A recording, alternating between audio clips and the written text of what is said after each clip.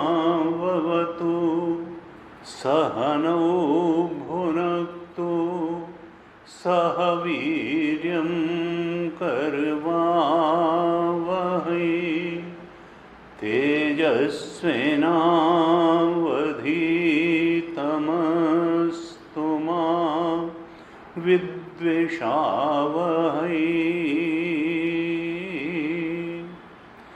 ॐ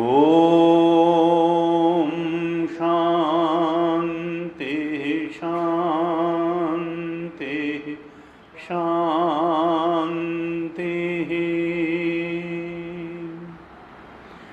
सदाशिवसमारम्भां शङ्कराचार्यमध्यमाम् अस्मदाचार्यपर्यन्तां वन्दे गुरुपरम्पराम्।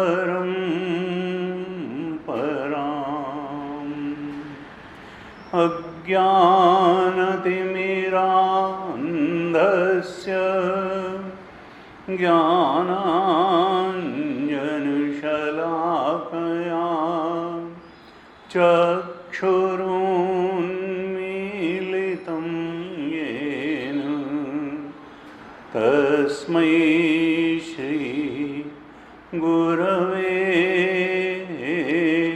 नमः।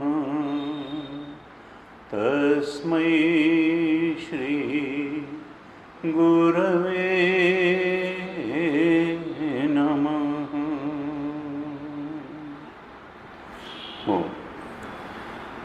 श्रीमद् भगवद गीता के ध्यान श्लोकों का पाठ करते हैं, फिर तीसरे अध्याय के कुछ श्लोकों का पाठ करके चर्चा करेंगे। पहले ध्यान श्लोकों का पाठ साथ साथ पाठ करेंगे। ओम पार्थाय प्रतिबोधितां भगवता नारायणेन स्वयं व्यासेन ग्रथितां पुराणमुनिना मध्ये महाभारतम्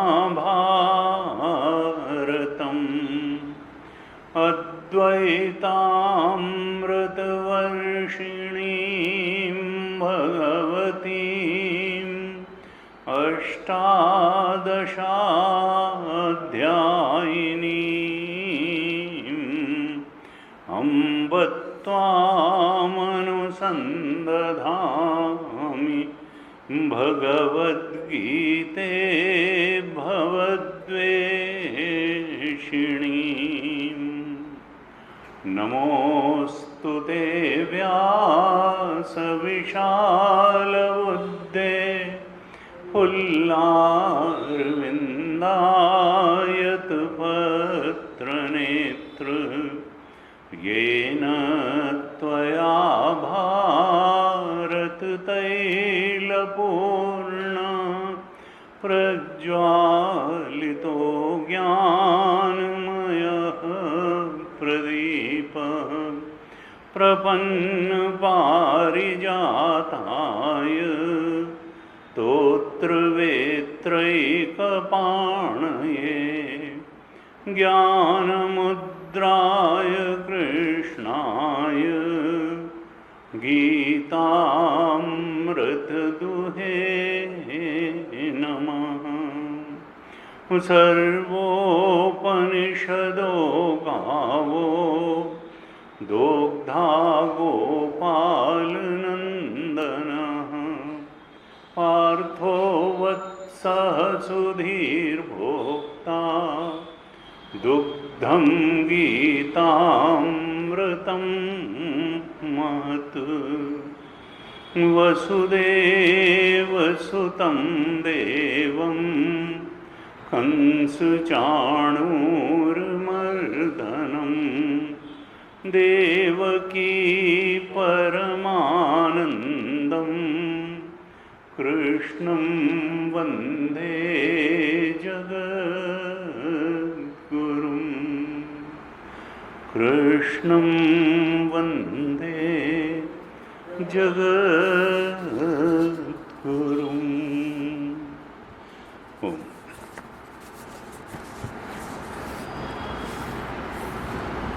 तीसरे अध्याय के 26वें श्लोक तक हमने चर्चा की थी, तो तीसरे अध्याय के 26वें श्लोक से ही थोड़ा पाठ करते हैं। मैं पाठ करूंगा, आप दोहराइएगा। न बुद्धिभेदं जनयेत्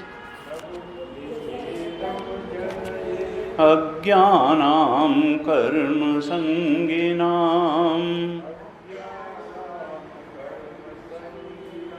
जोषयेत् सर्वकर्माणि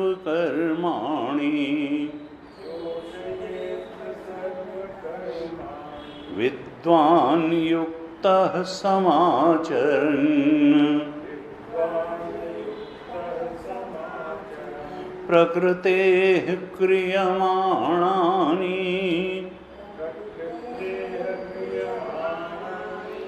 गुणैः कर्माणि सर्वशः अहंकार विमूढात्मा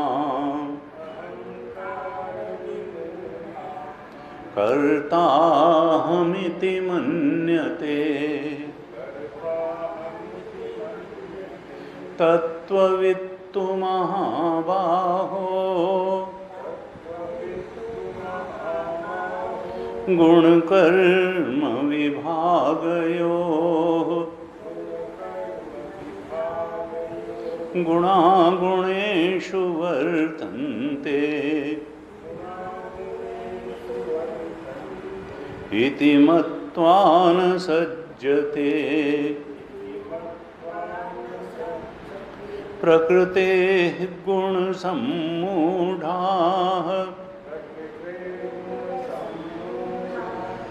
सज्जन्ते गुणकर्मसु तान् कृत्स्नविदो मन्दान् कृत्स्नविन्न विचालयेत् मयि सर्वाणि कर्माणि सन्न्यस्याध्यात्मचेतसा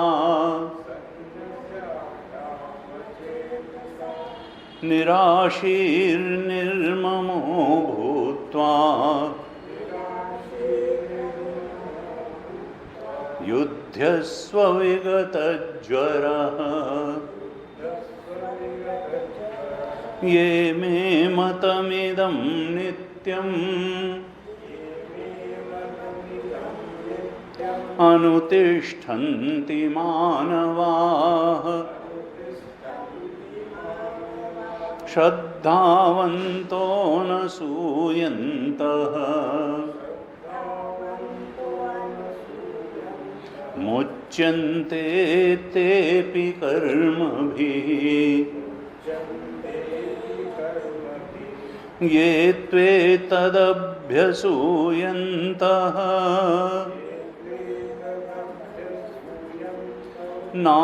नानुतिष्ठन्ति मे मतम्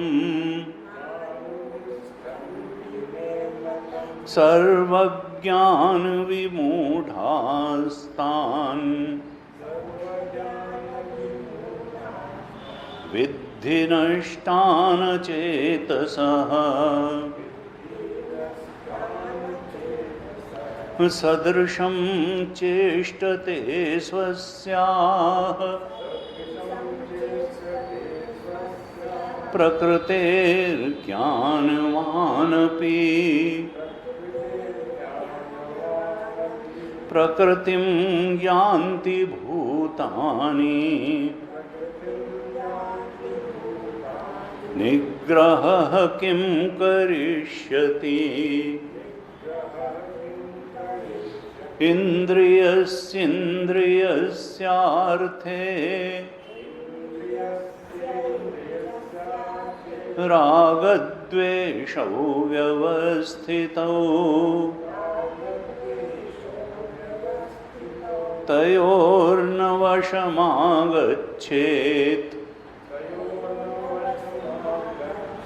तौ ह्यस्य परिपन्थिनौ श्रेयान् स्वधर्मो विगुणः परधर्मात् स्वनुष्ठितात् स्वधर्मे निधनं श्रेयः परधर्मो भयावहः परधर्मो भयावहः।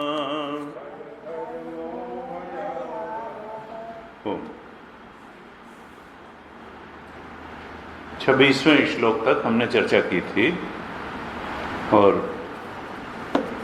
भगवान ने कर्मयोग और 17 और 18 श्लोक में सांख्य योग की पराकाष्ठा भी बताने के बाद फिर 19वें श्लोक में जो कर्मयोग की पराकाष्ठा का श्लोक, एक प्रकार से 19वें श्लोक में कर्मयोग के अपने जो प्रवचन था उसको पूरा कर दिया और 19वें श्लोक में कहा तस्माद् असक्तः सततं कार्यं कर्म समाचर असक्तो हि आचरण कर्म परम आपनोति पुरुषः। इसलिए अर्जुन तुमको असक्त हो करके फल की आसक्ति को छोड़ करके और ईश्वर का आश्रय ले करके ईश्वर के नौकर सेवक भक्त दास बन करके ईश्वर की प्रेरणा से, ईश्वर की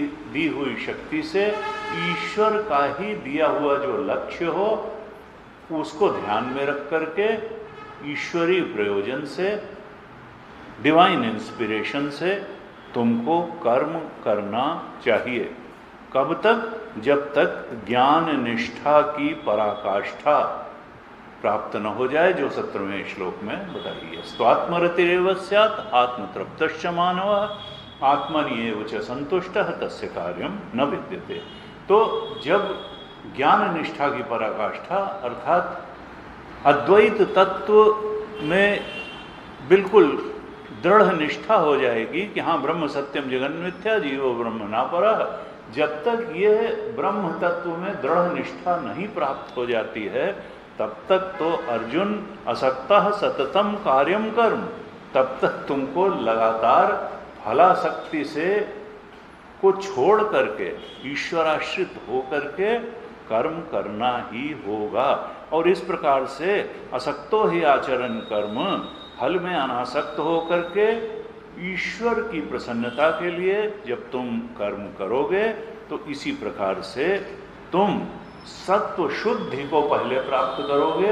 पहले तो अंतःकरण की शुद्धि तुम्हें प्राप्त होगी और फिर गुरु के उपदेश से उस अद्वितीय ब्रह्म तत्व आत्म तत्व के बारे में श्रवण मनन निधिध्यासन करके फिर तुमको स्वरूप बोध, जो एक तत्व है, अद्वितीय तत्व है, जो तुम्हारा स्वरूप है, जो आत्म तत्व है, जो ओंकार तत्व है, जो ब्रह्म तत्व है, जो भगवत तत्व है, उसमें तुम्हारी दृढ़ निष्ठा हो जाएगी।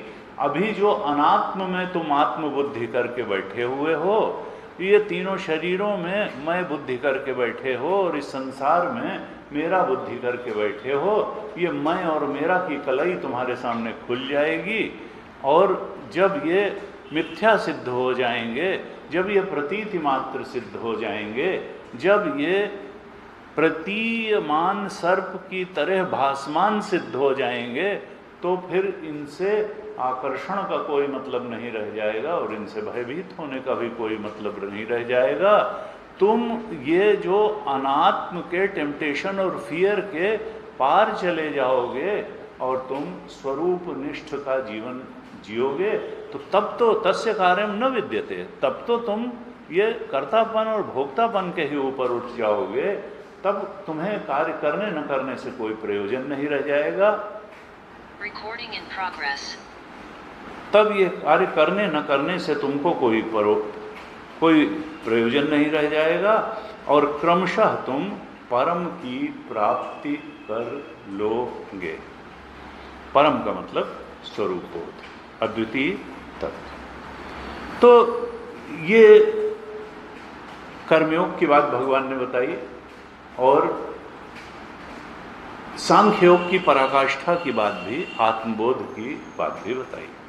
और इसके बाद में 20 से 26 श्लोक तक भगवान ने लोक संग्रह का प्रकरण उठाया और 20 से 26 7 श्लोकों में भगवान ने कहा कि देखो, मुझे तो तीनों लोकों में प्राप्त करने के लिए कुछ भी नहीं है। जब ज्ञानी के लिए ही कार्यम न विद्यते, वो काम करे तो ठीक, न करे तो ठीक। तो ज्ञानी फिर परमात्मा तो नित्य ज्ञानी है, उसके तो ज्ञान का बोध कभी समाप्ति ही नहीं हुआ। ज्ञानी तो पहले अज्ञानी था, तब ज्ञानी बना। उन्होंने कहा मैं कृष्ण परमात्मा भी देखो बिना कर्म किए नहीं रहता हूँ, क्योंकि मैं अगर कर्म करना छोड़ दूंगा तो फिर सारे लोग मेरा अनुकरण करेंगे, क्योंकि महाजनों ये नगतः पंथा, जिधर जो श्रेष्ठ लोग जो कार्य करते हैं दूसरे लोग उसी का अनुवर्तन करते हैं, अनुकरण करते हैं। इसलिए मैं अगर आलसियों की तरह बैठ जाऊंगा तो फिर लोग भी कर्म से विरत हो जाएंगे और तब मैं लोकों का नाश करने वाला होऊंगा। तो ये जो है, भगवान तो लोगों की रक्षा के लिए आते हैं, उनका कार्य तो लोगों का पालन करना है, नाश करना नहीं है।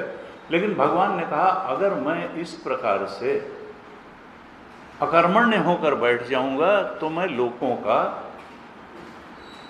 फिर हनन करने वाला हूँ। उपहन्यामिमाः प्रजा, मैं इन लोगों का नाश करने वाला हूँ। फिर भगवान ने कहा कि देखो, जैसे अविद्वान आसक्त की भांति संसार में कर्म करता है, फल से आसक्त होकर के कर्म करता है, ऐसे ही विद्वान को भी उसी की तरह कर्म करना चाहिए, लेकिन उसको अनासक्त होकर कर्म करना चाहिए। वो लोक शिक्षण के लिए, लोक संग्रह के लिए कर्म करना चाहिए, लेकिन उसको कर्म संज्ञानाम अज्ञानाम 26वें श्लोक में कहा था, जो अज्ञानी हैं और अज्ञानी होने के कारण वो देह में भी अभिमान रखते हैं और संसार में भी सिद्धि असिद्धि का अभिमान रखते हैं। पहले तो देहाभिमान के संगी हैं और फिर कर्माभिमान कि मैं करता हूँ और मैं ऐसे कर्म करके ये पाऊंगा और फिर उस फल को भोगूंगा। इस प्रकार से वो कर्म संगी नाम हैं, लेकिन कर्म के मूल में क्या है? अविद्या कामना कर्म। कर्म क्यों होता है? कामना से होता है। और कामना क्यों होती है? आत्मस्वरूप के अज्ञान से ही तो कामना होती है। आत्मानंद की अनुभूति न होने के कारण संसार में सुख मिल जाएगा, इस भ्रम में पड़ करके ये जीव संसार में कुछ कुछ पाने के लिए दौड़ता है, सोचता है वहाँ जाने क्या मिल जाएगा और उससे तृप्ति हो जाएगी, आनंद मिल जाएगा। लेकिन आनंद तो मिलता नहीं है, बस उसकी यात्रा थोड़ा आगे सरक जाती है। आनंद मिलने के पहले जो स्थिति थी वही बाद में भी हो जाती है। फिर लगता है अच्छा ये करें तो अब आनंद, फिर आनंद, फिर आनंद, तो शरीर पूरा हो जाता है, आनंद की यात्रा पूरी नहीं होती और जन्म जन्मांतर से ऐसा चला आ रहा है। तो भगवान ने 26वें श्लोक में कहा कि जो अज्ञानी नाम हैं, कर्म संगी नाम हैं, देह संगी नाम हैं, उनकी बुद्धि में भेद मत उत्पन्न करे ज्ञानी। न बुद्धिभेदम जनयेत अज्ञानाम कर्म संगिनाम जोशयेत सर्वकर्माणि विद्वान युक्त। विद्वान स्वयं भी कार्य करे ठीक से, और जो अज्ञानाम कर्म संगिनाम हैं उनको भी काम में लगाए। क्यों? क्योंकि अगर उनको कह दिया गया प्रारंभ में ही कि नहीं, कर्म से कोई शाश्वत चीज नहीं मिलनी है, कर्म से जो मनुष्य जीवन का परम लक्ष्य है आत्मबोध वो प्राप्त नहीं होना है, तो फिर वो कर्म करना छोड़ देंगे। अभी सांख्य बुद्धि उनकी बनी नहीं और योग बुद्धि के मार्ग को भी उन्होंने छोड़ दिया, तो फिर उनकी तो स्थिति बड़ी अजीब हो जाएगी। तो जब तक कर्तृत्व है, भोक्तृत्व है, संसार में सत्य बुद्धि है, देहों में सत्य बुद्धि है, इच्छाओं का दबाव है, रजोगुण का दबाव है, हम अपने को कर्ता अनुभव कर रहे हैं, भोक्ता अनुभव कर रहे हैं, संसार के विषयों में सत्य बुद्धि बनी हुई है, देह में सत्य बुद्धि बनी हुई है, तब तक तो हमारे लिए रास्ता कर्मयोग ही है। एकदम से हम सांख्य योग में जंप नहीं कर सकते हैं, नहीं तो कर्मयोग अगर छोड़ देंगे और सांख्य बुद्धि की योग्यता बनी नहीं तो फिर हमारा जीवन बिखरा बिखरा हो जाएगा। तो जब तक कर्तृत्व है, भोक्तृत्व है, तो कहा विद्वान को चाहिए, जो तस्य कार्यम न विद्यते की स्थिति में आ गया है, सांख्य बुद्धि की पराकाष्ठा को पहुंचा हुआ योगी, ब्रह्म तत्व के बोध में दृढ़ता से स्थित हुआ योगी, वो जो योग बुद्धि की सामर्थ्य रखने वाले जो लोग हैं उनकी बुद्धि को विचलित करके कर्म से हटाए नहीं, बल्कि उनको और अच्छे ढंग से कर्म में लगाए। और एक उदाहरण बनने के लिए खुद भी कर्म करता रहे, समाचरण सम्यक ढंग से कर्मों को करता रहे। किस उद्देश्य से? अब वो अपने लिए तो उसको कर्म करने की आवश्यकता है नहीं, लेकिन लोगों के प्रति एक ठीक उदाहरण प्रस्तुत करने के लिए, लोक संग्रह के लिए वो विद्वान भी युक्त है समाचरण में, वो कर्मों का आचरण करता रहे और सबसे कर्म कराता रहे। आत्मज्ञानी अज्ञानियों के समान ही लोक संग्रह के लिए कर्म करता रहे। इस प्रकार से 26वें श्लोक तक लोक संग्रह की बात भगवान ने बताई। 4 श्लोकों में ये 26, 27, 28 और 29 श्लोक में भगवान थोड़ा ये बता रहे हैं कि लोक संग्रह को कैसे करना चाहिए, लोक संग्रह करने का तरीका क्या हो, ये 26, 27, 28, 29 श्लोक में भगवान ने बताया। तो 26वें श्लोक पर तो हमने चर्चा की, पहले भी की थी। 27वें श्लोक में भगवान कहते हैं, प्रकृतेः क्रियमाणानि गुणैः कर्माणि सर्वशः अहंकार विमूढ़ात्मा कर्ताहम् इति मन्यते। प्रकृतेः क्रियमाणानि गुणैः कर्माणि सर्वशः, प्रकृति के जो गुण हैं उन्हीं से गुणैः कर्माणि सर्वशः क्रियमाणानि, उन्हीं से सारे कर्म किए जाते हैं। प्रकृति के जो गुण हैं वही सारे कर्मों को करने वाले हैं, लेकिन अहंकार विमूढ़ात्मा, जो अहंकार से मूढ़ हुआ ये जीव चेतन है, जो अहंकार को ही अपना स्वरूप समझे हुए है और अहंकार को ही पोषण देने के लिए जो कर्म करने और फल का भोग करने में लगा हुआ है, जो ego and ego centric desires के फुलफिलमेंट के लिए ही कर्म करने को जीवन का पर्याय मानता है, जो अहंकार से भ्रमित हो गई है जिसकी बुद्धि, जो इस अहंकार को ही अपना स्वरूप मान करके बैठ गया है, ऐसा जो मूढ़ आत्मा है, जो भ्रमित जीव है, वो क्या, कर्ता अहम इति मन्यते, वो समझता है कि मैं ही कर्ता हूँ, कर्ता अहम। जबकि भगवान क्या कहते हैं, कर्ता कौन है, प्रकृति के गुण, प्रकृते गुणैः कर्माणि सर्वशः क्रियमाणि, जो प्रकृति के 3 गुण हैं वही सारे कर्मों को करने वाले हैं, ऐसे जो है भगवान ने कहा। अब भगवान ये क्यों कहने वाले हैं, देखिए हमें मालूम है कि प्रकृति में 3 गुण हैं, सतोगुण, रजोगुण और तमोगुण। तो सत्वांश से तो हमारी ज्ञानेंद्रियां, मन, बुद्धि वगैरह बनती हैं, कर्मेंद्रियों से हमारे प्राण और कर्मेंद्रियां बनती हैं रजोगुण से, और तमोगुण से फिर फिजिकल बॉडी और संसार की सारी फिजिकल चीज़ें बनती हैं। तो ये जो है प्रकृते क्रियमाणानि गुणैः कर्माणि सर्वशः, सारे ही जो कर्म हैं वो इन्हीं से तो होते हैं। या तो सूक्ष्म शरीर उसमें इन्वॉल्व होता है जहाँ कामनाएं हैं, इंद्रियां हैं, विचार हैं, प्लानिंग है, भावनाएं हैं, तो सूक्ष्म शरीर, और कारण शरीर जो वासना रूप है वहीं से निकल करके इच्छाएं आती हैं सूक्ष्म शरीर में।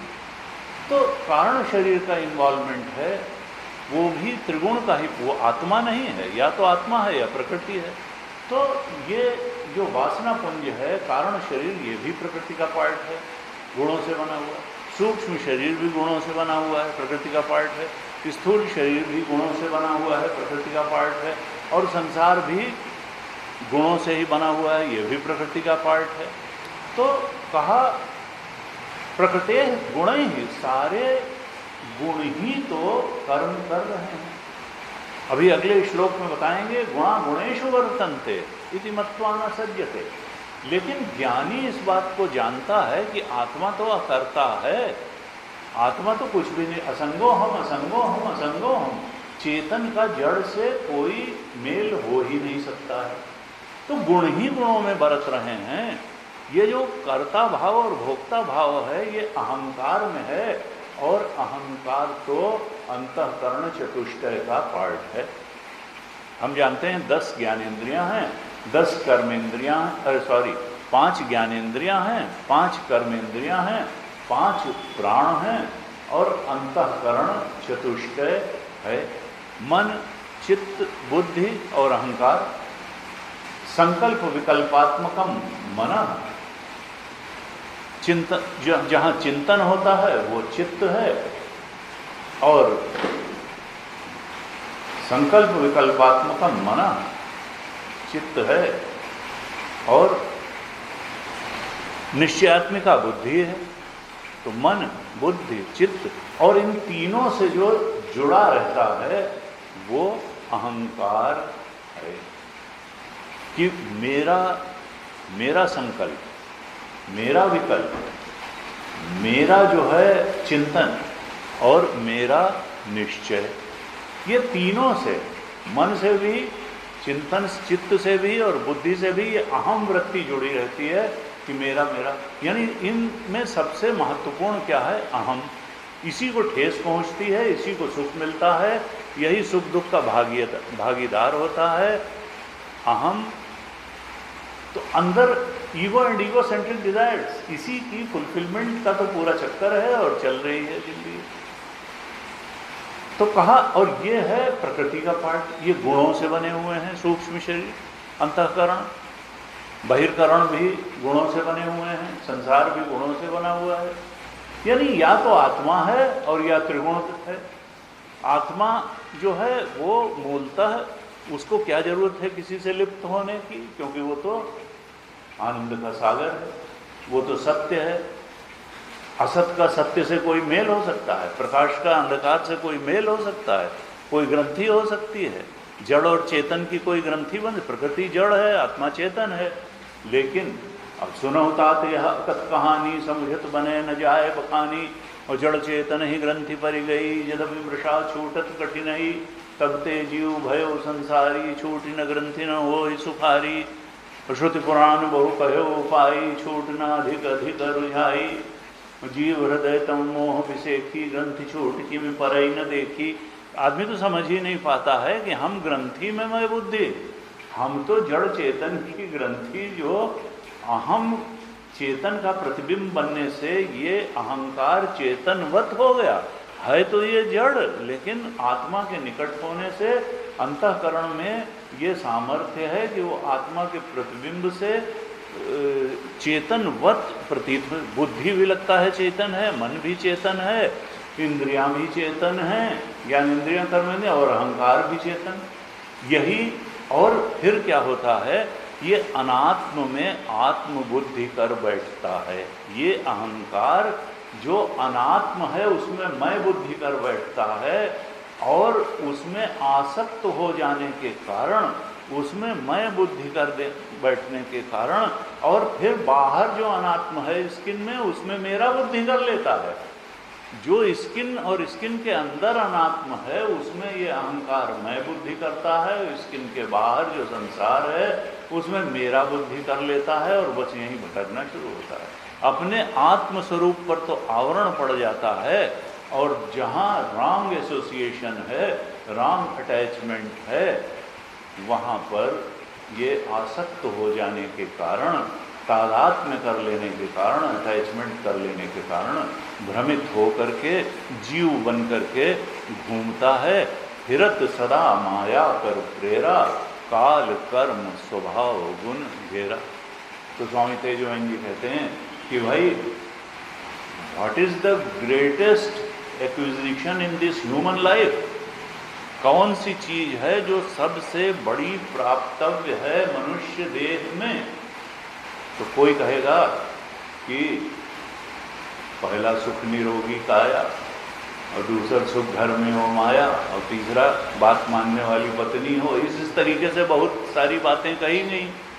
तो उन्होंने कहा कि देखो, ये सब काम चलाओ लेवल पर ठीक है, लेकिन ये मनुष्य जीवन का ग्रेटेस्ट एंड हाईएस्ट एक्विजिशन नहीं हो सकता है कि हमने बड़ी फैक्ट्री लगा ली, बहुत पैसा कमा लिया, वो जिम जाके अपना तगड़ा शरीर बना लिया, और फिर जो है ये जो पुत्रेषणा वित्तेषणा लोकेषणा की पूर्ति है, ये हाईएस्ट एक्विजिशन नहीं है। हाईएस्ट एक्विजिशन है डिस्पैशन टूवर्ड्स प्रकृति और प्रकृति का कार्य। जो गुण और गुणों का कार्य है उसके प्रति वैराग्य का बोध जग जाना, ये सबसे बड़ी उपलब्धि है मनुष्य जीवन की। This passion is the highest acquisition of human life. उनका बड़ा जो है ये बार बार जोर देते हैं इसमें कि दिस पैशन, वैराग्य, क्योंकि हम गलत जगह जब तक आसक्त रहेंगे शांति नहीं मिलेगी। 12वें अध्याय में कहा, त्यागात शांति अनंतरम। जिसके जीवन में त्याग की भावना आती है वही अंदर की शांति पाता है, नहीं तो शांत होने का नाटक करते हैं। कभी दारू पार्टी ऑर्गेनाइज करके, कभी जो है डाइन आउट, कभी नाइट आउट, जिन्हें कौन कौन तरीके से सत्य को भुलाने का प्रयास किया जाता है कि कहीं सत्य सामने आकर के खड़ा ना हो जाए। सत्संग से बचो, और उन सब बातों में जो तमोगुण और रजोगुण को बढ़ाती हों और जीवन पर कोई गहरा प्रश्न ही नहीं खड़ा करती हों। जो शंकराचार्य भगवान ने कहा, कस्तुम को हम खुद आ जाता, तुम जरा सोचो तो कि तुम कौन हो, कहाँ से आए हो। को में जननी, को में ताता, तुम्हारा पिता कौन है? ये तुम्हारे जो शरीर के पिता हैं, तो कहा उनके थ्रू तुम आए हो। You do not belong to your father and mother, you belong to your vasanas. तुम्हारी वासनाओं ने इन्हीं माता पिता को माध्यम बना करके और एक शरीर तुम्हें प्रदान कर दिया है। इसमें वो केवल साधन बने हैं, तुम उनकी जागीर नहीं हो। तुम जीव अकेला आया जग में और अकेले जाना। तुम अपनी वासनाओं के कारण, अपनी इच्छाओं के कारण, अपने कर्मों के कारण तुमको ये शरीर मिला, ये परिस्थितियां मिली, और अगले जन्म और अगले परिस्थितियों का भी नियामक तुम्हारा कर्म और ज्ञान ही होगा। इसलिए सबसे बड़ी उपलब्धि जीवन में क्या है कि पहली तो अंतःकरण की शुद्धि और दूसरा आत्मज्ञान, क्योंकि आत्मज्ञान अशुद्ध अंतःकरण में होगा नहीं। इसलिए पहली उपलब्धि है कर्मयोग और दूसरी उपलब्धि है सांख्य योग। गीता का यही संदेश है। इसके अलावा जो है वो सब काम चलाऊ चीजें हैं। That is not the highest achievement acquisition of human life. और इसके लिए डिस्पैशन, वैराग्य बहुत जरूरी है, क्योंकि हम कर्मयोग में कितना गहरे उतरे हुए हैं, कर्मयोग का प्रभाव जीवन में आया है कि नहीं आया है, इसका मापदंड वैराग्य ही है। हमने कई बार चर्चा की। दूसरे अध्याय के 52 श्लोक में जो कर्मयोग की पराकाष्ठा का श्लोक था, 252 में भगवान ने कहा कि जब कर्मयोग पक जाएगा, कर्मयोग फलदायी होगा, कर्मयोग का जो शुभ फल है वो तुम्हारे चित्त में जब प्रकट होगा तो वो तुम कैसे जानोगे कि चित्त वैराग्य से भर जाएगा। यदा ते मोह कलिलम बुद्धिर व्यतितरिष्यति तदा गंतासि निर्वेदम श्रोतव्यस्य श्रुतस्य च। सुने हुए और भोगे हुए सारे भोगों से जब वैराग्य सहज रूप में हो जाएगा तब समझ लो कर्मयोग अपनी पराकाष्ठा पर पहुंच गया है। अब उसने जो फल दे देता था दे दिया। यानी कर्मयोग का फल है डिस्पैशन, हाईएस्ट कैटेगरी का डिस्पैशन। यह अमूत्र फल भोग विरागा।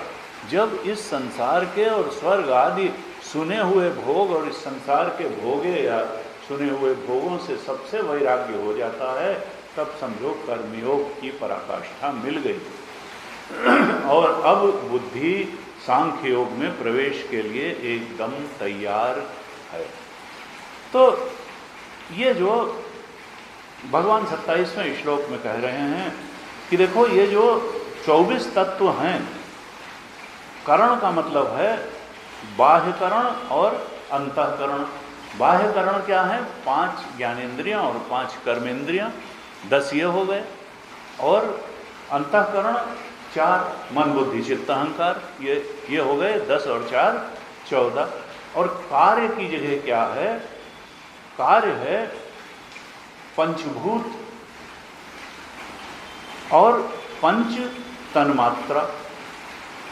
5 जो है तन्मात्रा हैं, 5 महाभूत हैं। ये जो है यानी क्षिति जल पावक गगन समीरा, ये जो 5 हैं, आकाश, वायु, अग्नि, जल और पृथ्वी, ये 5 भूत हैं और स्थूल रूप में हमको दिखते हैं ये। और ये बने किससे? पंचीकरण से। किससे? तन्मात्राओं के। तन्मात्रा क्या थी? शब्द स्पर्श रूप रसगंध, ये तन्मात्रा तत्त मात्र थे पहले। फिर जब पंचीकरण हुआ तो ये आकाश और वायु और अग्नि ये स्थूल हो गए, तब पंचभूत कहलाए। उसके पहले तत्त मात्र थे, तन्मात्रा थे, शब्द स्पर्श रस रूप गंध रूप थे। तो 10 तो ये हो गए पंचभूत और 5 तन्मात्राएं, 5 कर्मेंद्रियां, 5 ज्ञानेंद्रियां और 4 अंतःकरण। यही 24 तत्व, यही 24 तत्व हैं। और 25वां क्या होता है? पुरुष, जो कि जीव बनकर के घूम रहा है, क्योंकि प्रकृति से तादात्म्य कर लिया, अहंकार जीवित हो उठा और वो अपने को अलग एंटिटी मान करके और देह और संसार में आसक्त हो करके अपने जो शुद्ध ओंकार स्वरूप है, सच्चिदानंद स्वरूप को भूल गया और मैं और मेरा के चक्कर में फंस गया। जो आत्मा था नहीं, 3 शरीर, उनको आत्म मान लिया। संसार अनात्म था, वहाँ मेरा बुद्धि, ये तीनों शरीर अनात्म थे, इनमें मैं बुद्धि। तो मैं और मोर तोर तय माया, यह बस की ने जीव निकाया। और गो गोचर, ये बुद्धि आत्मा के बारे में सीधे नहीं सोच सकती है। गो गोचर जहाँ लगी मन जाई, सो सब माया जाने भाई। सारा दृश्य प्रपंच, फिर वो चाहे बुद्धिवृत्तियां हों, बुद्धिवृत्तियों के विषय हों, काम क्रोध लोभ मोह मद मत्सर घृणा को जन्माने वाली बुद्धिवृत्तियां हों, चाहे सुख दुख को जन्माने वाली वृत्तियां हों, चाहे इंद्रियां हों, चाहे कर्मेंद्रियां, ज्ञानेंद्रियां, शरीर, संसार का सब, ये सब प्रपंच का ज्ञान है, ये सब दृश्य जगत का ज्ञान है। और दृश्य मिथ्या है, प्रतीति है, भासमान है, रज्जु सर्पवत है। कहा ज्ञानी तो जान लेता है और हमेशा जानता रहता है कि दृश्य सर्प स्थानी है, ये चांदी स्थानी है, ये मरीचिका का जल है, ये है नहीं। ये लगता है कि बड़ा सुंदर है, देखत सोना लगे सकल जग कांच है, तो ये देह भी जाएगा, ये संसार भी जाएगा, और इसको पाना न पाना वैसे ही है जैसे सपने की चीज़ों का पाना न पाना है। सपने की चीज़ों का पाना न पाना जैसे है, वैसे ही जागृत की चीज़ों का भी है। लेकिन हमको जागृत का उपयोग करना, क्योंकि कर्मयोग की साधना जागृत में हो सकती है, सत्संग जागृत में हो सकता है। हमें इस जीवन का ठीक तरह से विश्लेषण करने की योग्यता बुद्धि जागृत होती है, वो जागृत में ही मिल सकती है। इसलिए जागृत का बड़ा महत्व है। राम जी तुरीय हैं और लक्ष्मण जी जागृत हैं, हमेशा राम जी के साथ रहते हैं। लक्ष्मण जी ही राम के अभिन्न रूप से लगे हुए हैं। तो अगर जागृत में हम रहेंगे, लक्ष्मण जी बनेंगे, तो राम जी का साथ छूटेगा नहीं, और नहीं तो फिर स्वप्न में ज्ञान नहीं होता, सुषुप्ति में ज्ञान नहीं होता, ज्ञान तो जागृत में होगा। इसलिए जागृत अवस्था बड़ी महत्वपूर्ण तो है, और हमको उसका पूरा उपयोग करना चाहिए। तो भगवान 27वें श्लोक में कह रहे हैं, प्रकृतेः क्रियमाणानि गुणैः कर्माणि सर्वशः अहंकार विमूढ़ात्मा कर्ता अहम इति मन्यते। ये जो अहंकार से मूढ़ भी नहीं, विमूढ़, विशेष रूप से बुद्धू बना हुआ विमूढ़ जो आत्मा है, जीवात्मा है, कार्यकरण संघात में भगवान शंकराचार्य ने भाष्य लिखा कार्यकरण संघात आत्म प्रत्यय अहंकार। अहंकार की परिभाषा बहुत कम मिलती है, वो भी भगवान शंकराचार्य की कलम से।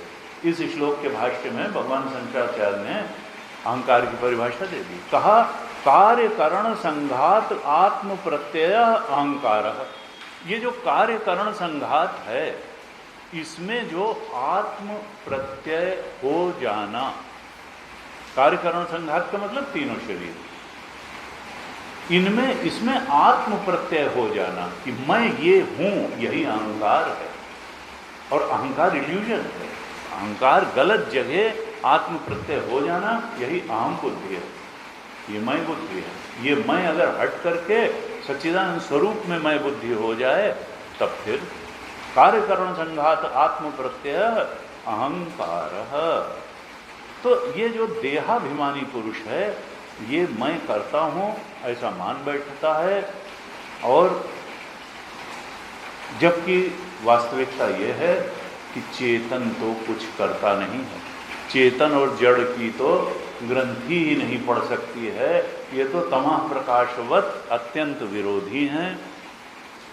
और फिर गीता ने यह भी कह दिया कि असत कथो, ये तो असत है, दुखद है जड़, और ये अज्ञान रूप है। सत्चित आनंद का उल्टा है। सच्चित आनंद तो आत्मा है, सत्य आत्मा है, ज्ञान स्वरूप आत्मा है, आनंद स्वरूप आत्मा है, सत्स्वरूप आत्मा है। और ये जो प्रकृति और प्रकृति के गुण हैं, ये तो असत रूप हैं, ये तो अज्ञान रूप हैं, ये तो दुख रूप हैं। लेकिन फिर भी यही विमूढ़ता है, यही उल्टी बुद्धि है, यही मोह है, यही रावण है कि लगता है कि यहीं सब कुछ मिल जाएगा।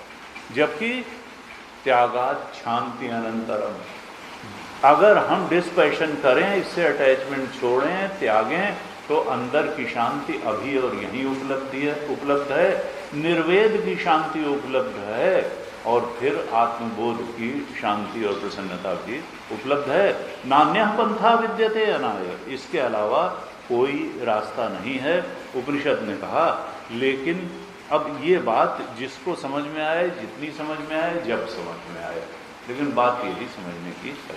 28वें श्लोक में कहते हैं, तत्ववित्तु महाबाहो गुण कर्म विभागयोः गुणा गुणेषु वर्तन्ते इति मत्वा न सज्जते। कहा जो तत्ववित् है, जो अपने आत्मा के सच्चे स्वरूप को जान गया है, अपने सच्चिदानंद स्वरूप की अद्वितीयता को पहचान गया, उसमें दृढ़ता से परिनिष्ठित हो गया, तो कहते हैं हे अर्जुन, हे महाबाहो, भगवान कहते हैं वो गुण विभाग को और कर्म विभाग को पूरी तरह से जानता है। यानी वो गुण विभाग क्या है कि 24 तत्व को, और उनसे, उन 24 तत्वों से ये 3 शरीर कैसे बने हैं और जगत कैसा बना है, जगत प्रपंच को भी वो बिल्कुल ठीक तरह से जानता है, और देह प्रपंच को भी ठीक। ये देह कोई ऐसा नहीं कि मैं, ये भी प्रपंच का ही पार्ट है, ये भी दृश्य ही है, ये भी त्रिगुण का ही परिणाम है। ये कोई आत्मा नहीं है तीनों शरीर, न संसार आत्मा है, इनका अधिष्ठान आत्मा है, ब्रह्म है, शरीरों का भी और संसार का भी। तो जो तत्वविद है, जो आत्मज्ञानी है, वो गुणों का अर्थात 24 तत्वों का विभाग भी जानता है, और उनके व्यवहार का क्या स्वरूप है, कर्म का विभाग। यानी जैसे इंद्रियां तो हुई गुणों का परिणाम, और इंद्रियों की चेष्टाएं हुई, इंद्रियों का व्यवहार हुआ कर्म का विभाग। तो वो इंद्रियों की असलियत भी पहचानता है कि ये माया से बनी हुई हैं, ज्ञान इंद्रियों सतो गुण से बनी है, कर्म इंद्रियां रजो गुण से बनी है, फिजिकल बॉडी तमो गुण से बना हुआ है पंचीकरण के बाद। तो वो इंद्रियों के स्वरूप को भी जानता है और इंद्रियों के व्यवहार के स्वरूप को भी जानता है। वो कि ये है क्या, वो त्रिगुण के स्वरूप को जानता है और त्रिगुण के व्यवहार को भी जानता है। इंद्रियां क्या हैं, माया का पार्ट है। ये किसके पीछे भाग रही हैं, जगत के पीछे, जो माया का पार्ट है।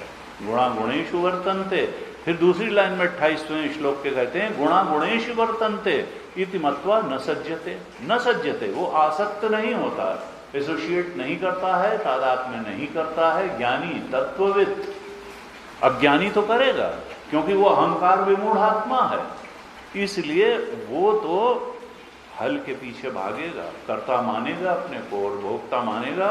लेकिन जो तत्वविद है, जो गुण और कर्म की असलियत को समझता है, त्रिगुण के और उनके व्यवहार को जानने वाला है, उनकी चेष्टाओं को जानने वाला है, तो वो ये जानता है कि गुण गुण में ही बरत रहे हैं, गुणा गुणेषु वर्तन्ते। और ऐसा जान करके इति मत्वा न सज्जते, वो आसक्त नहीं होता। कहाँ आसक्त नहीं होता, न तो जगत के विषयों में आसक्त होता है, और न वृत्तियों में आसक्त होता है, और न देह में आसक्त होता है। न देह में, तीनों देहों में आसक्त होता है, न बुद्धि की वृत्तियों में आसक्त होता है, न वृत्तियों से जाने जाने वाले विषयों में आसक्त होता है। यानी जो भी दृश्य कोटि में है वो सब माया का पार्ट है, वो प्रपंच है, और वो मिथ्या है, वो प्रतीति मात्र है, वो भासमान है। जो सत्य है वो तो दृष्टा है, और दृष्टा ही ब्रह्म है, वही अधिष्ठान है, और दृश्य तो भासमान है। विद्यमान दृष्टा है, भासमान दृश्य है। विद्यमान ब्रह्म है, भासमान माया और माया का कार्य है। तो तत्वविद जान लेता है, विद्यमान की विद्यमानता को जान लेता है और भासमान की भासमानता को जान लेता है। इसलिए वो विद्यमान जो है उसी को अपना स्वरूप जान करके वहीं पर स्थित होता है, और भासमान के पीछे भागना दौड़ना छोड़ देता है, उससे आसक्ति का त्याग कर देता है। तो हाईएस्ट एक्विजिशन इज डिस्पर्शन। ये डिस्पर्शन की पराकाष्ठा है। कई लेवल होते हैं त्याग के। एक त्याग ये है कि हमने किसी कुसंग का सत्संग के लिए त्याग कर दिया, तो इसका मतलब ये नहीं कि हम ब्रह्मज्ञानी हो गए। हाँ, एक लेवल का ये त्याग है कि हमें कोई नशा करने की खराब आदत थी, हमने नशे को छोड़ दिया, या हमको कुछ ऐसे खाने पीने, देर से रात में लौटने, हमने जल्दी सोना, जल्दी सुबह उठना, तो हमने एक दुष्वृत्ति को सद्वृत्ति का सहारा लेकर के दुष्वृत्ति का त्याग कर दिया। वो एक लेवल ऑफ त्याग है, डिस्पैशन है। लेकिन यहां भगवान तत्वविद की जब त्याग की बात करते हैं तो ये दृश्य प्रपंच से ही आसक्ति की, ये बहुत ऊंची, ये लास्ट कैटेगरी ऑफ त्याग है, हाईएस्ट ग्रेड ऑफ डिस्पैशन है ये, और इसीलिए ये हाईएस्ट एक्विजिशन है। इससे पहले के लेवल के भी एक्विजिशन है कि हमने क्या किया कि हमने किसी भी दुष्प्रवृत्ति को सद्वृत्ति का सहारा लेकर के छोड़ दिया, थोड़ा प्रयास किया, जब सद्वृत्ति हमको अनुकूल सुख देने लगी, आनंद देने लगी, उसका देह पर, अपने चित्त पर अनुकूल और उच्च और सात्विक प्रभाव अनुभव में आया, तो फिर हमारी स्वतः गति हो गई। फिर कुछ वर्षों बाद हम भूल ही गए कि हमारी वो नशा करने की या देर से उठने की या जल्दी जो है न सोने की या आहार संबंधी, विहार संबंधी, चेष्टा कर्म संबंधी, सोने जागने संबंधी कोई ऐसी आदत थी जो कि हमारी आध्यात्मिक उन्नति में बाधा पड़ रही थी, फिर वही सहज हो जाता है। तो वो भी एक तरह का त्याग है, डिस्पैशन है। लेकिन हाईएस्ट ग्रेड का त्याग क्या है, कौन सी हाईएस्ट आसक्ति है, उसी का त्याग हाईएस्ट ग्रेड का डिस्पैशन भी है। और वो आसक्ति है इंद्रियों से आसक्ति और इंद्रियों के विषयों से आसक्ति, वृत्ति और वृत्ति के विषय से आसक्ति। और योग दर्शन में ध्यान में यही कहा। लेकिन गुरु जी कहते थे देखो वो ब्रह्म बोध तक नहीं पहुंचा सकते हैं पतंजलि महाराज। क्यों? क्योंकि उन्होंने कहा कि योगश्चित्त वृत्ति निरोध। अब जब बैठोगे ध्यान में तो चित्त की वृत्तियों का निरोध होगा। योगश्चित्त वृत्ति निरोध, साक्षी हो गए और साक्षी जब रहे, अटैच नहीं हुए वृत्ति से, तो वृत्ति को तो हम लोग सोच सोच के बढ़ाते हैं। जो ही आई वृत्ति बस उसी को सोचने लगे। दुष्ट की आई तो दुष्ट की बात, शत्रु की आई शत्रु की बात, मित्र की आई मित्र की बात, बाजार की आई बाजार, घर की आई घर, बचपन की आई बचपन, फ्यूचर की आई फ्यूचर, तो सोच सोच के बढ़ाते हैं। तो कहा जब साक्षी होकर के बैठ जाएंगे, डिस्टेंट एंड अनअटैच्ड ऑब्जर्वर, दृष्टा मात्र होकर के बैठ जाएंगे वृत्तियों के, क्योंकि वृत्ति ही सबसे सूक्ष्म चीज है। तो फिर क्या होगा कि जब हम अटैच नहीं होंगे तो वृत्ति धीरे धीरे विरल होती जाएगी और एक समय लीन हो जाएगी। तब दृष्टा ही बचेगा और जो दृश्य है, जो वृत्ति के रूप में हमें अनुभव में आ रहा था, वो दृश्य समाप्त हो जाएगा। यही समाधि की स्थिति। और अगर ये दृष्टा दृश्य जो है वृत्ति से लिप्त होता रहेगा, कहा तो ये योग, यही योग की पराकाष्ठा, योगश्चित्त वृत्ति निरोध। और अगर ये नहीं हुआ तो वृत्ति सारूप्य मित्रत्र, तब फिर क्रोध की वृत्ति है तो क्रोधी, और लोभ की वृत्ति है तो लोभी, और इस तरह से जो विषय वृत्ति का होगा हम वही अपने को, ये अहम वही अनुभव करेगा। कामी क्रोधी लोभी मोही कृतघ्न जन क्या क्या जो है, घृणा वही मनस्य, वही हो के रह जाएंगे हम। तो कहा वहां यहीं तक है योगक्षेत्र। साक्षी की शांति मिल गई, क्योंकि उतनी देर के लिए वृत्ति से अटैचमेंट आसक्ति का त्याग हो गया। लेकिन इससे आत्मबोध नहीं होगा, ये शाश्वत शांति नहीं होगी। जैसे ही हम ध्यान से उठेंगे, वो वासना पुंज हमें ललकारने के लिए बैठा हुआ है, वो फिर से पकड़ लेगा हमको।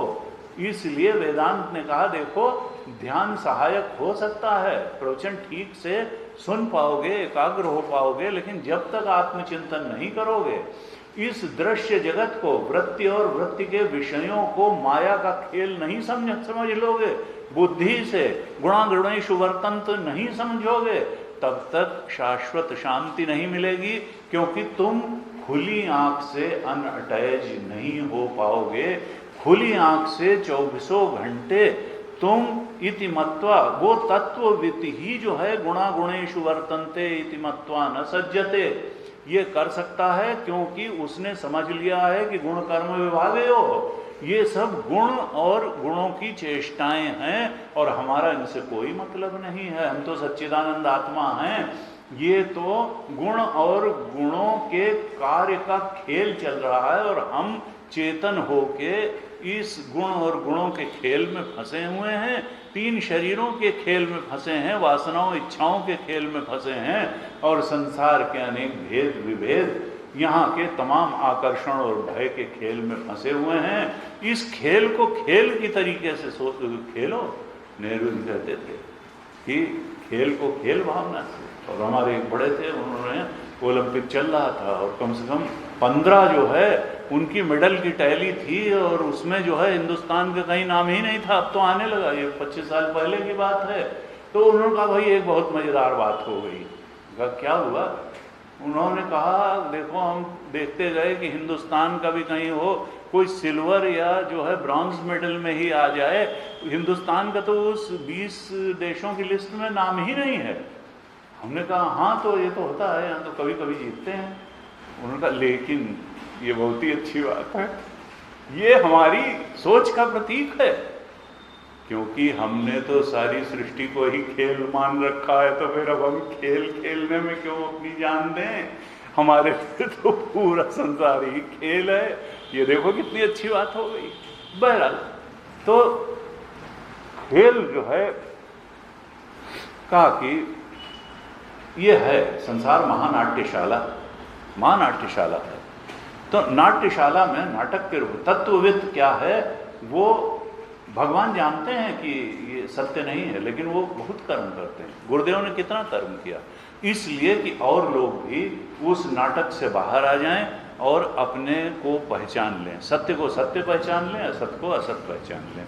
कहा तत्ववित्तु महाबाहो गुण कर्म विभागयो गुणा गुणेषु वर्तन्ते इति मत्वा न सज्जते। कहा देखो जो असंगता का साधन बन जाए वही महत्वपूर्ण है। न सज्जते यानी आसक्त नहीं होता है, देह से आसक्त नहीं होता, वृत्तियों से आसक्त नहीं होता, जगत के विषयों से आसक्त नहीं होता। कौन? तत्वविद। क्यों? ज्ञान के बल से, ध्यान के बल से नहीं, योगश्चित्त वृत्ति निरोधा के बल से नहीं, वो तो फिर वासनाएं दबा लेंगी। ज्ञान के बल से, क्योंकि वो गुण और कर्म के विभाग को बहुत अच्छी तरह जान गया, गुण ही गुणों में बरत रहे हैं ये जान गया, और मैं अकर्ता अभोक्ता हूँ, सब कुछ का दृष्टा साक्षी हूँ, और ये दृष्टा साक्षी ब्रह्म है, यही एकमात्र सत्य है, ये सर्वाधिष्ठान है, सबकाधिष्ठान है, और वही मेरा स्वरूप है। ये जान करके वो शांत होकर के त्यागात शांति अनंतरम श्रेयो हि ज्ञानम अभ्यासात ज्ञानात् ध्यानम विशिष्यते ध्यानात् कर्म फल त्याग त्यागात् शांति। 12वें अध्याय के 12वें श्लोक में हमने कई बार चर्चा की, त्यागात् शांति अनंतरम। तो अब यहाँ त्याग जो है हमको ये समझना है कि कई स्तरों पर है। एकदम से हम जा करके गुण और गुणों के चेष्टाओं का त्याग नहीं कर पाएंगे, वृत्ति और वृत्ति के विषयों को एकदम से। हमको पहले छोटे स्तर के त्याग की जरूरत होगी। अखंडानंद जी महाराज कहते थे जब तुम छोटे छोटे सत्य ही नहीं संभाल सकते संसार के, तो परम सत्य को संभालने लायक सामर्थ्य तुम्हारी बुद्धि में कहां से आ जाएगी। तो पहले तो छोटे छोटे सत्य को संभालना, यानी छोटे छोटे असत्य को त्याग करने से ही साधना शुरू होनी चाहिए। और तुलसीदास जी कहते हैं कि वो साधना क्या है कि हमारी आसक्ति 10 जगह बिखरी रहती है। सुंदरकांड में उन्होंने कहा जननी जनक बंधु सुत धारा तनु धनु भवन सुहृद परिवारा। ये 10 चीजें बताई, कुछ माता जी में, कुछ पिताजी में, कुछ धन में, कुछ मकान में, कुछ पुत्र में। जननी जनक बंधु सुत धारा और तनु धनु भवन सुहृद परिवारा का वहां से समेट लो। अनाउंस करने की जरूरत नहीं, लेकिन जान लो मनियत सबहि राम के नाते हमारा रिश्ता आत्मदेव से है, राम जी से है, परमात्मा से है, अपने ब्रह्म स्वरूप से है। ये सब माया की उपज हैं। तनुधन भवन सुहृद परिवारा सबके ममता ताग बटोरी। सबसे जो आसक्तियों की ममता की डोरी हमने बांध रखी है उसको वहां से विड्रा करो और बट करके एक मोटी रस्सी बनाओ और परमात्मा के चरणों में वो पकड़ लो उस रस्सी। सबका ममता ताग बटोरी तो कहा कि समदर्शी इच्छा कुछ नाही, कहा विभीषण तुम सारिखे संत प्रेम होरे, और धर्म देह नहीं आन निहोरे। मैं और किसी के लिए देह नहीं रखता हूँ, रावण को तो वहीं से मैं मार सकता हूँ, भृगुट विलास तुम्हारे लिए ही, तुम्हारे जैसे भक्तों के लिए इस धरती पर आया हूँ, क्योंकि तुम मुझे बहुत प्रिय हो, मेरे भक्त मुझे सबसे प्रिय हैं, संत सबसे प्रिय हैं। धर्म देह नहीं आन निहोरे, मैं और किसी के लिए ये देह नहीं रख करके अवतार नहीं ग्रहण करता हूँ मैं। तो कहा देखो एक स्तर ये है कि हम अपनी जो खराब आदतें हैं उनसे धीरे से मुक्ति पाएं, और वो केवल हम किसी चीज़ को छोड़ नहीं सकते हैं जब तक इस मन को कोई ऊंचा लक्ष्य नहीं दिया जाएगा। एक सीढ़ी लगी हुई है छत पे मान लिया परमात्मा बैठा हुआ है, हम नीचे सीढ़ी पर खड़े हुए हैं, कोई गलत आदत हमारे अंदर है, जब तक हम कोई ऊंचा लक्ष्य इस मन को नहीं देंगे, ये तो जिन्न है, इसको काम चाहिए, अगर ऊंचा काम इसको नहीं दिया तो ये नीचे काम में ही फंसा रहेगा। तो हम इसको कुछ काम दें, कुछ उच्च लक्ष्य दें। गुरुदेव गीता कमेंट्री में बार बार ये कहते थे कि you must have the highest goal. अगर तुमने जीवन में उच्च लक्ष्य नहीं रखा, और उच्च ही नहीं उच्चतम लक्ष्य नहीं रखा, तो जब लक्ष्य ही नहीं रखा है तो प्राप्त क्या करोगे उसको। तो आप इसको, मन को, बुद्धि को एक उच्च लक्ष्य दो, तो धीरे धीरे ये जब उसका रस पाएगा उच्च लक्ष्य का, तो खुद ही अपनी निम्न लक्ष्य में फंसे होने के बंधन की अनुभूति करेगा और उसको धीरे धीरे छोड़ देगा, और फिर उच्च, इस तरह से उच्च से उच्च से उच्च से उच्च अंदर आध्यात्मिक उन्नति का यही मार्ग है। क्रमशः उन्नति होती है, ओवरनाइट नहीं होती है, और क्लैरिटी आती है, और क्लैरिटी आती है, और क्लैरिटी आती है, एक जन्म में नहीं तो 4 जन्म में आएगी। लेकिन there is no failure in spiritual field. गुरुदेव का ये बहुत बड़ा वाक्य है कि आध्यात्म के क्षेत्र में कोई असफल होता ही नहीं है। जिसने भी कदम इधर बढ़ा दिया तो सफल तो हो ही जाएगा। Time is an illusion. तो कहा कि देखो तत्वविद जानता है और जान करके आसक्त नहीं होता है, वो डर डर के आसक्त नहीं होता है। ये एक प्रतिपक्ष भावना शुरुआती बात है कि हम कहें कि हमारी किसी चीज़ को रोज खाए बिना, जैसे कि उड़िया बाबा ने कहा, एक साधु थे तो उन्होंने कहा इनको आधा सेर दूध पिए बिना रात में नींद ही नहीं आती है। तो उड़िया ने कहा अच्छा ये किसी सेठ का जेबी साधु बनेगा, क्यों? क्योंकि किसी सेठ का गुणगान करेगा जो इसको आधा किलो दूध रात में पिलाएगा साधु को, और तब जो है ये अपना नींद आएगी। तो हमको वो आदत, कुछ भी छोड़ने को तैयार होना चाहिए उस परम चरम लक्ष्य के लिए। तो छोटी छोटी बातें तो छोड़ने की आदत होनी चाहिए, फिर हम वृत्ति और वृत्ति के विषय से भी दूरी बना सकेंगे, शरीरों से आसक्ति छोड़ सकेंगे। क्योंकि गुरु जी यही कहते थे, भाई दूसरे के शरीर से आसक्ति छोड़ना, फिर भी अपने शरीर से, अपने शरीर को कहना कि मिथ्या है, अरे नहीं इसी के होने से तो सब कुछ का होना है। इसको कैसे कह दें कि ये जो है आभास मात्र है और मिथ्या है। अब ठीक है जब मौत आएगी तो देखा जाएगा, लेकिन अभी से हम उस गंदी बात को सोच सोच के क्यों परेशान हो। उनका गंदी बात नहीं, वो सच्ची बात है। एक दिन तो काल का पंजा आएगा और उस दिन तुम्हारे कर्मों का सब हिसाब होगा। वो जो चित्रगुप्त हैं वो गुप्त रूप से तुम्हारे हृदय में बैठ के चित्र खींच रहे हैं, तुम्हारे सत्कर्मों के भी और दुष्कर्मों के भी, और सत्कर्मों का भी हिसाब होगा और दुष्कर्मों का भी हिसाब होगा। तब मत कहना कि नहीं चेते। तुलसीदास जी ने कहा काहु न को सुख दुख कर दाता, निज कृत कर्म भोग सब भ्राता। उन्होंने कहा कि देखो कोई जिंदगी में न तुमको सुख दे रहा है न दुख दे रहा है। अगर तुम्हारे जीवन में सुख आया है तो तुम्हारे कर्मों का परिणाम है, और दुख आया है तो तुम्हारे ही कर्मों का परिणाम है। तुम किसी और को दोष नहीं दे सकते, या न तो अपने सुख के लिए न दुख के लिए। अनुकूल परिस्थिति आई है तो तुम्हारे कर्मों का परिणाम है, सत्कर्मों का, और प्रतिकूल परिस्थिति आई है तो तुम्हारे ही दुष्कर्मों का परिणाम है। और हमारे गुरुजी इस बात को भूलते नहीं थे। हम लोग कई बार भूल जाते हैं कि जो अच्छी अच्छी बात आई तो देखा हमने कैसा बढ़िया किया था, और जो खराब आई हमारी बीवी ठीक नहीं है, हमारा पड़ोसी ठीक नहीं है, हमारा बॉस ठीक नहीं है, अरे भगवान भी रूठ गया। अरे भगवान क्यों रूठ जाएगा? भगवान तो तुमको बार बार चेता रहा है। दुख बहुत बड़ी चीज है, दुख अगर ना होता तो कोई भगवान का नाम ही नहीं लेता। संतों ने कहा दुख बहुत अच्छी चीज बनाई है भगवान ने, क्योंकि दुख में सुमिरन सब करे और सुख में करे न कोई, जो दुख में सुमिरन करे तो सुख का एक हो, तो दुख का है, जो सुख में सुमिरन करे तो दुख का एक हो।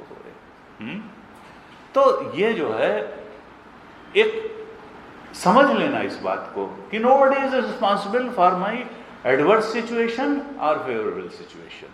हमारे जीवन में प्रतिकूल परिस्थिति आई है, अनुकूल आई है, उसके लिए हम और हमारे कर्म जिम्मेदार हैं। और कर्म कैसा होता है? जैसा आदमी का सोच होता है, जैसी उसकी वृत्तियां प्रवृत्तियां होती हैं, जैसी उसकी कामनाएं। तो हमको सदिच्छा बनाएं, हम खराब इच्छाएं क्यों करें मन में, हम खराब बात क्यों सोचें, हम जो है निगेटिव बात क्यों करें, ये कहा। अब भगवान कहते हैं कि प्रकृते गुण सम्मूढ़ा सज्जन्ते गुण कर्मसु। 29वें श्लोक में कहा तान कृत्स्न अकृत्स्न विदो मंदान कृत्स्न वित् न विचालयेत। प्रकृते गुण सम्मूढ़ा, जो प्रकृति के गुणों से मूढ़ ही नहीं विशेष प्रकार से मूढ़ हो गए, सम्मूढ़ा। वहां पर विमूढ़ा कहा था 27वें श्लोक में, यहां कहा सम्मूढ़ा। 26वें श्लोक में कहा था अज्ञानाम कर्म संगिनाम, और यहां क्या कहा? अकृत्स्न विदो मंदान, जो अकृत्स्नविद हैं, जो अधूरा ज्ञान है जिनका, जो मंद प्रज्ञा वाले हैं, कम बुद्धि रखने वाले हैं, मंदान हैं, जो बात को ठीक तरह से नहीं समझ पाते हैं, उनके हित की बात क्या है, अहित की बात क्या है, ये नहीं समझ पाते।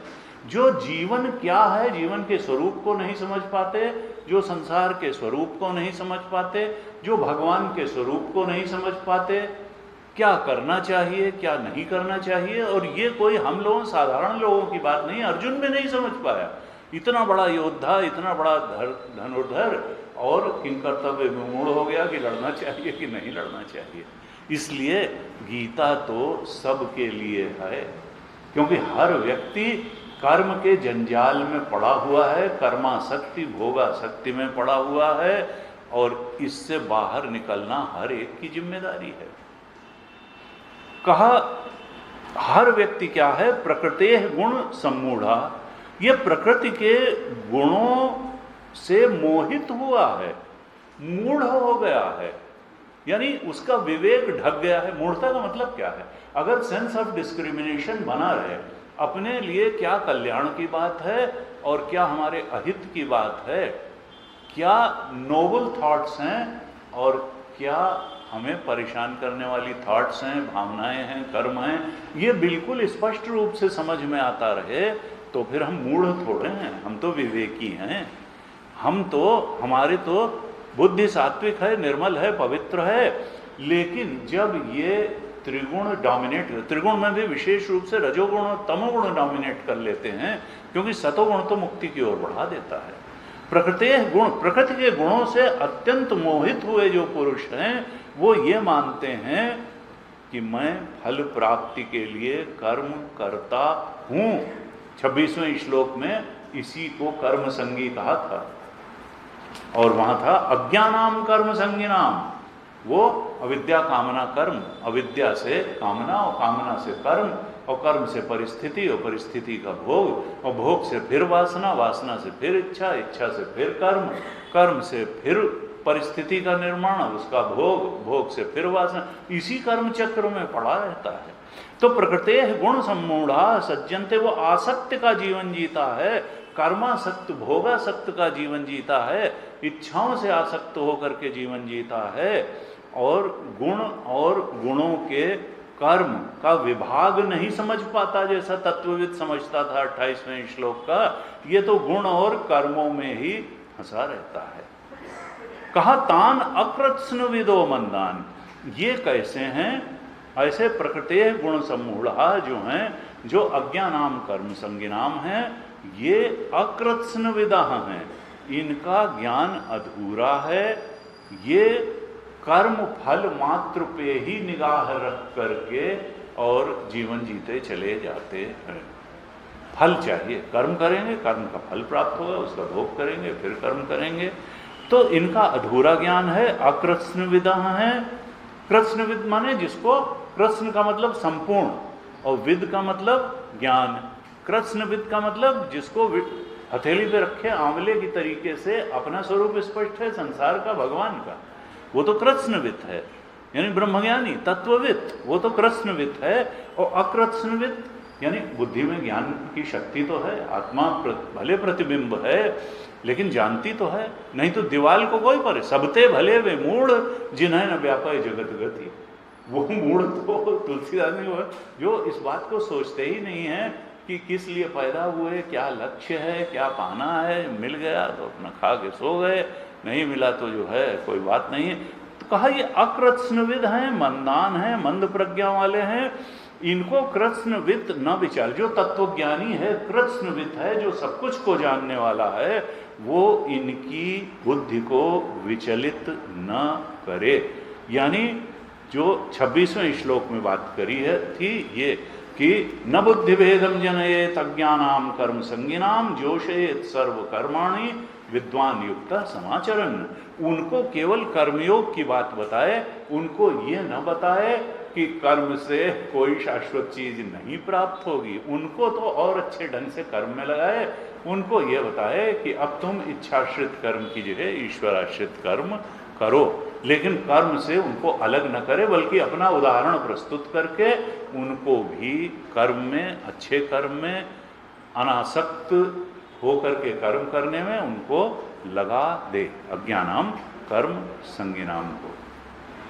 तो कहा कि देखो अब ये असंगता को काटने के लिए, आसक्ति को काटने के लिए ये असंगता बहुत जरूरी है, त्याग बहुत जरूरी है, डिस्पैशन वैराग्य बहुत जरूरी है। गुरु जी कहते थे, देखो 15वें अध्याय में कहा कि असंग शस्त्रेण दृढ़ेन छित्वा। ये 15वें अध्याय के 3 श्लोक में भगवान ने कहा था कि हे अर्जुन, न रूपमस्येह तथोपलभ्यते नान्तो न चादिर न च संप्रतिष्ठा अश्वत्थमेनम सुविरूढ़ मूलम असंग शस्त्रेण। ये जो संसार वृक्ष है ये उल्टा है, इसकी जड़ें अंदर हैं और इसकी वो शाखाएं नीचे हैं, और फूल ये जो कर्म फल भोग है ये इसकी तरफ शाखाएं, इसकी जड़ कहाँ है? वासना में, कारण शरीर इसकी जड़ है, उल्टा है। ऊर्ध्वमूलम अधः शाखम, वासनाओं में जड़ है। जब तक जड़ नहीं काटी जाएगी तो अपने आप कटने वाला नहीं है। कुछ लोग कहते हैं कि नहीं नहीं, अरे मौत आएगी तो फिर वो हो जाएगा, वो ऐसे नहीं होने वाला है। मौत तो आ जाएगी लेकिन तुमको आत्मबोध नहीं होगा, उसके लिए तो तुम्हें प्रयास करना पड़ेगा। और भगवान ने 15वें अध्याय के 3 श्लोक में कहा कि असंगता के शस्त्र से इस वृक्ष को, पीपल के वृक्ष को, जिसकी जड़ें अंदर हैं, वासनाओं रूपी, कितनी जड़ें हैं, वासनाएं जैसे हैं, ये कहते हैं ना, एक तो होती थी एक झगड़ा जड़ और एक वैसे, तो ये कितनी बाइफर्केशंस हैं इनके। तो और असंगता के शस्त्र से काटो, यानी वो शस्त्र जिससे काटा जा सकता है इस संसार वृक्ष को, जगत के वृक्ष को, वो असंगता का शस्त्र है। ये तो गुरु जी कहते थे कि ये असंगता एक आध्यात्मिक शक्ति है जो आसक्ति को काटने में शस्त्र का काम करती है। असंगता एक प्रकार की ताकत है, योग्यता तुमको दी हुई है कि तुम असंग हो सकते हो, तुम त्याग कर सकते हो, तुम अटैचमेंट को छोड़ सकते हो, डिस्पैशन की कैपेबिलिटी है तुम्हारे अंदर। तब भगवान कह रहे हैं कि असंग शस्त्रेण दृढ़ेन छित्वा। अगर न होती तो अर्जुन को उपदेश न करते कि असंग शस्त्र से तुम काटो। तो धीरे धीरे हमको जहाँ जहाँ हमारी आसक्ति है माया और माया के कार्य में, त्रिगुण और त्रिगुण के कार्य में, वहाँ असंग शस्त्र से काटना हो होगा। और गुरु जी कहते थे कि देखो, शुरुआत में संग को संग से सुधारना चाहिए, यानी कुसंग को सुसंग से सुधारना चाहिए। कुसंग को त्यागने के लिए यह है कि उसकी उल्टी अच्छी बात का संग कर लो, तो ये भी असंगता। संग को संग से काटना, ऊंचे संग से निम्न संग को काट देना, यह भी एक प्रकार की असंगता है शुरुआत की। लेकिन ये शुरुआत की साधना है, संग से संग को सुधारने की साधना। लेकिन फिर जो सर्वोच्च तक पहुंचाएगी, वो पहुंचाएगी सद्गुरु की शरणागति, शास्त्र की शरणागति, परमात्मा की शरणागति। ये जो है सबकर ममता ताग बटोरे, तो भगवान की कृपा से क्या होगा कि सन्मुख होए जीव मोहि जबहि, जन्म कोटि अघ नासहि तबहि। करोड़ों जन्मों के पापों का, क्योंकि पाप का ही तो परिणाम है ये। अविद्या सबसे बड़ा पाप है, आत्मस्वरूप के अज्ञान से बड़ा क्या पाप है। तो भगवान की कृपा से राम कृपा नासहि सब रोगा, जो यही बात बने संयोगा, सद्गुरु वैद वचन विश्वासा, संयम यान विषय कयासा, रघुपति भगति सजीवन मूरी अनुपान, हे विधि भले स्वरोग नाहित जन्म कोट। कहा कि देखो, परमात्मा की शरण पकड़ो, सद्गुरु की शरण पकड़ो, शास्त्र की शरण पकड़ो। ये तीनों शरण लेना असंगता का साधन बन जाता है, और असंगता से ही फिर सब जहाँ रॉन्ग एसोसिएशन है, तीनों शरीर में हो, संसार के भोगों में हो, फल में हो, उसका नाश हो जाता है। तो भगवान इस प्रकार से ये 29वें श्लोक तक ले जाकर के 26 से 29 तक 4 श्लोकों में बताया कि जो लोक संग्रह का कार्य करे ज्ञानी भी, तो वो किस तरह से करे, अपना उदाहरण प्रस्तुत करके करे, और लोगों को हटाए नहीं, कर्मयोग में लगा करके करे। इसके बाद फिर भगवान बहुत अच्छे अच्छे श्लोक भी बोलेंगे, हम अगली कक्षा से उन पर विचार करेंगे। आज ओम पूर्णमदः पूर्णमिदं पूर्णात् पूर्णमुदच्यते पूर्णस्य पूर्णमादाय पूर्णमेवावशिष्यते। ओम शांति शांति शांति। हरि ओम श्री गुरुभ्यो नमः। हरि